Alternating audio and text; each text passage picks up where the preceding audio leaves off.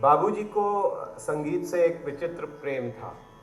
वैसे तो वो कभी संगीत सुनने की मांग नहीं करते थे, लेकिन जब कभी भी रेडियो या स्टीरियो या कोई मनपसंद गाना या भजन सुनते तो कहते तेज़ करो, वॉल्यूम बढ़ाओ। मुझे अच्छी तरह याद है, एक बार हम अमेरिका में अपनी बहन और उनके बच्चों के साथ कहीं ड्राइव पे निकले हुए थे और सब लोग बहुत हल्ला कर रहे थे, कोई एक दूसरे से बात कर रहे थे और बीच में जोर से आवाज आई कि तेज करो।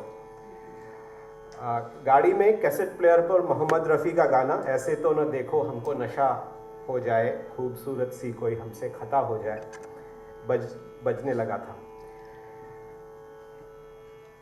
अब जब भी मैं वो गाना सुनता हूँ तो फिर उनकी याद आती है और कई उनके पसंदीदा गाने थे। तेरी बिंदिया रे, इन आँखों की मस्ती में, जिंदगी भर नहीं भूलेगी वो बरसात की रात। मेरे ख्याल से लय से बढ़कर एक लेखक की हैसियत से उनकी अभिरुचि इन गानों में उनकी लफ्जों से थी। मन्ना डे की गाई हुई हरिवंश राय बच्चन की मधुशाला या लता मंगेशकर का गाया ठुमक चलत रामचंद्र सुनकर वे हमेशा भाव विभोर हो जाते। अंत के दिनों में 1-2 साल में वो फिराक गोरखपुरी की गज़ल बहुत पहले से उन कदमों की आहट जान लेते हैं, उनके लफ्ज़ उनके दिल में बस गए थे और जगजीत और चित्रा सिंह की गाई वह गज़ल बड़े चाव से सुनते थे। लेकिन जितना लगाव बाबूजी को सुगम संगीत से था, उतना ही हिंदुस्तानी शास्त्रीय संगीत से भी। पटना में दशहरा के दौरान हर मोहल्ले में 3-4 दिनों का संगीत समारोह हमेशा आयोजित होता था। बाबूजी बोरिंग रोड की दुर्गा पूजा आयोजन समिति में ज़रूर सम्मिलित होते थे, तो बाबूजी के साथ मैं सभी समिति की बैठकों में जाता। करता तो कुछ नहीं था, बट मुझे बड़ा गौरव महसूस होता था कि मैं इतने महत्वपूर्ण समारोह में के आयोजन में शामिल हूँ। समारोह के दिन मैं पंडाल पर जल्दी पहुंचने की रट लगाए रखता था। कार्यक्रम करीब रात 10 बजे शुरू होता। घर से जल्दी खाना खाकर हम वहां पहुंचते। आयोजक मुझे देखते ही छोटे मोटे काम में मुझे लगा देते। मुझे याद है कि 5-6 साल की उम्र से ही मैं संगीतकारों के तबले और पीने का पानी मंच पर पहुंचाता था और फिर वहीं मंच पर पीछे या कोने में बैठकर संगीत सुनता था।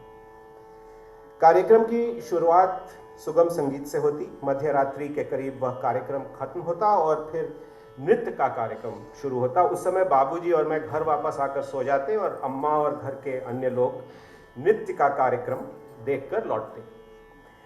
सुबह करीब 4-5 बजे बाबूजी फिर उठते और मैं उनके साथ फिर निकल पड़ता। तब तक कार्यक्रम का सबसे प्रसिद्ध कलाकार मंच पर आने वाला होता। नियम से नृत्य का कार्यक्रम करीब 2-3 बजे रात को खत्म हो जाता। फिर शास्त्रीय संगीत के जो उभरते कलाकार थे वे आते और शास्त्रीय संगीत के जो दिग्गज थे वो पॉप हटते मंच पर विराजमान होते। श्रोताओं की फिर होड़ लग जाती, पैर रखने तक की जगह नहीं। बाबूजी भीड़ से बहुत घबराते थे तो मोटर को दूर रखवाते और वहीं से गाड़ी में बैठकर हम सुबह की नर्म धूप और ठंडी हवा में बैठकर संगीत का आनंद लेते। अगर बोरिंग रोड में कोई पसंद का कलाकार नहीं होता तो हम आर ब्लॉक चले जाते, हार्डिंज रोड चले जाते, हार्डिंज पार्क चले जाते, गांधी मैदान चले जाते। दोपहर के खाने के बाद संगीत का एक और दौर होता, इस बार बांकीपुर क्लब में। तो फिर क्या था, उस्ताद बिस्मिल्लाह खान, पंडित किशन महाराज, पंडित वीजी जोग, श्रीमती किशोरी अमोनकर, श्रीमती एन राजम, श्रीमती गिरिजा देवी, उस्ताद विलायत खान, उस्ताद हलीम जाफ़र खान, उस्ताद अमजद अली खान।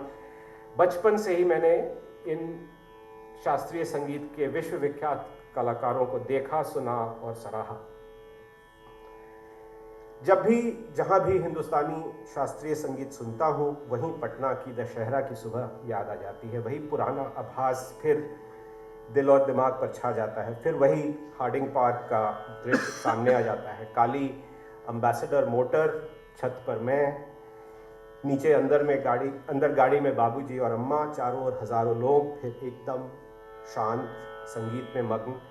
खोमचे में चिनिया बादाम और चाय बेचते हुए कुछ लड़के, चिड़ियों की चहचहाट और शहनाई और वायलिन की राग भैरवी में युगलबंदी, जिसने लोगों को अजीब असमंजस में जकड़ दिया है। एक तरफ बिस्मिल्लाह, जोग और किशन महाराज की अद्भुत लयकारी की अनुभूति, और दूसरी ओर भैरवी के साथ तबले के बढ़ते ताल से कार्यक्रम का अनिवार्य अंत की निराशा।